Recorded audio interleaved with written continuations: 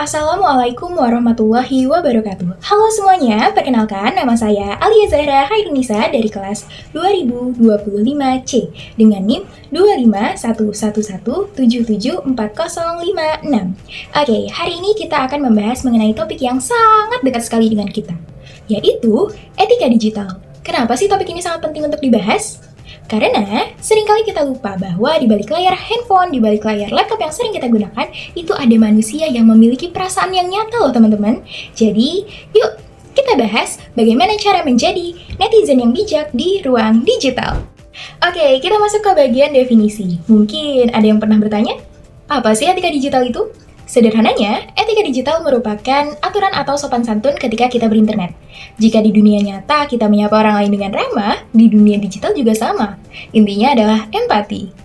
Sebelum kita memposting komentar yang pedas, postingan yang menyindir, kita harus membayangkan bagaimana jika posisi itu dibalik. Kita berada di posisi sebagai orang yang menerima postingan tersebut. Pasti kita merasa, kok orang lain berperilakunya jahat sekali ya ke kita. Jadi, jangan lupa dan kita harus selalu ingat, pergunakanlah jari kita sebaik-baiknya sebagaimana kita ingin diperlakukan baik oleh orang lain di media sosial.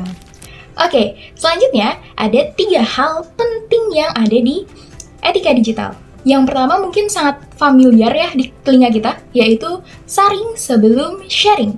Kita jangan mau dan jangan pernah menjadi penyebar hoax. Pastikan berita yang kita dapatkan itu sudah kita cross-check, sudah kita pastikan, ini benar nggak sih? Valid nggak sih? Dari sumber yang sudah terpercaya. Yang kedua, kita itu harus menjaga privacy, terutama privacy kita sendiri. Itu bisa meliputi alamat rumah kita, identitas pribadi kita, seperti tanggal lahir, nomor handphone, dan lain sebagainya. Ataupun aset berharga lainnya, baik itu milik kita sendiri ataupun milik orang lain. Nah, kita juga jangan sampai oversharing loh teman-teman ke media sosial.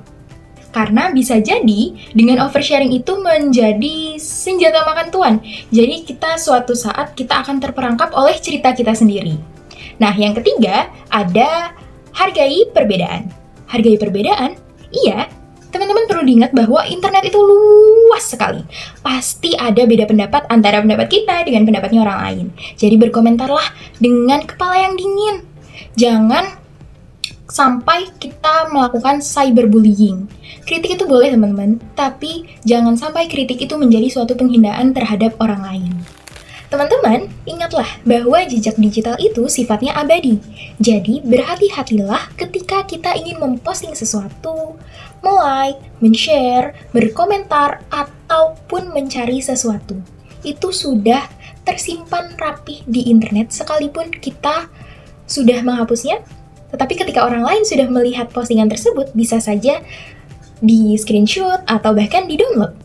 Nah, jejak digital ini bisa mempengaruhi masa depan kita loh teman-teman. Terutama ketika kita ingin melamar pekerjaan atau melamar beasiswa. Nah, jadi sebelum kita mengklik untuk posting, pastikan kita itu membiasakan untuk bertanya kepada diri sendiri. Kira-kira kalau saya memposting ini, saya bakal malu nggak ya untuk beberapa tahun ke depan? Kira-kira dampaknya apa ya kalau saya memposting postingan ini? Nah, kalau kalian ragu, sebaiknya jangan diposting ya teman-teman. Oke, sebagai penutup, sebelum kita melakukan posting atau men-share sesuatu, kita harus ingat prinsip think. Yang pertama, true. Kita harus memastikan apakah postingan tersebut benar atau hanya hoax. Yang kedua, helpful. Apakah postingan tersebut akan membantu orang lain? Yang ketiga, inspiring. Apakah postingan tersebut benar akan menginspirasi orang lain atau hanya akan menjadi sebuah konten yang kontroversial? Yang keempat, necessary. Apakah konten ini perlu untuk dibagikan sekarang? Dan yang kelima, poin yang sangat penting yaitu kind. Untuk mengukur apakah postingan yang akan kita bagikan sudah cukup baik tutur katanya. Jika memang kelima poin ini sudah terpenuhi, boleh untuk di-post, silahkan untuk diposting dan dibagikan kepada orang lain. Nah, dari sini kita harus belajar untuk menciptakan sebuah lingkungan digital yang baik dan sehat dimulai dari diri kita sendiri. Sekian dari saya, terima kasih. Wassalamualaikum warahmatullahi wabarakatuh.